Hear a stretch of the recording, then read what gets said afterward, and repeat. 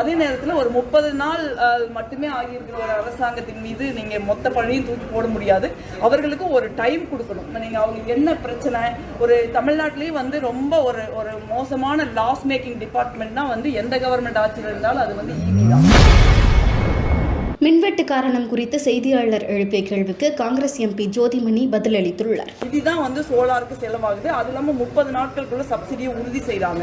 அதாவது நிறைய இடங்கள்ல வந்து நீங்கள் சோலார் மின்சாரம் வந்து நீங்கள் 1 மெகாவாட் 2 மெகாவாட் அளவுக்கு போடுறாங்க.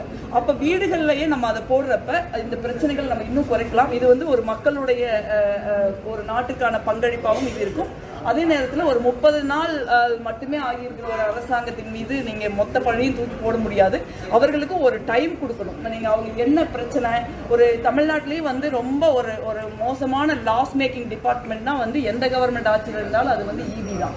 அவ்வளோ ஈபியில் இருக்கிற ஊழியர்கள் வந்து கடுமையாக உழைக்கிறாங்க. நீங்கள் மழையில் வெள்ளத்திலலாம் பார்த்தீங்கன்னா அவங்க மரம் ஏறது அவ்வளோ வெள்ளத்தில் பாவமாக இருக்குது. அப்படி உழைக்கிற ஒரு டிபார்ட்மெண்ட்டில் அவ்வளோ பெரிய ஒரு பேக்லாக்கு, அவ்வளோ பெரிய ஒரு நஷ்டத்தில் அந்த நிறுவனம் இயங்குது.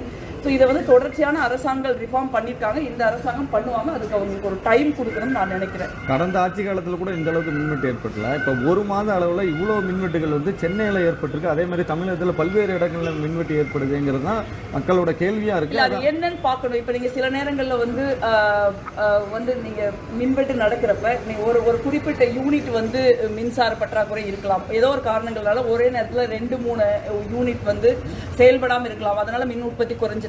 கோடை காலம்ங்கிறதுனால நம்ம மின்சாரத்தை வந்து அதிகமாக பயன்படுத்தக்கூடிய ஒரு சூழல் இருக்கு.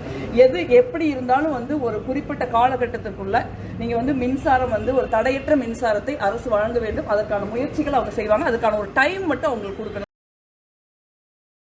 செய்திகளை உள்ளது உள்ளபடி தெரிந்து கொள்ள ரெஃப்ளெக்ட் நியூஸை சப்ஸ்கிரைப் பண்ணுங்க.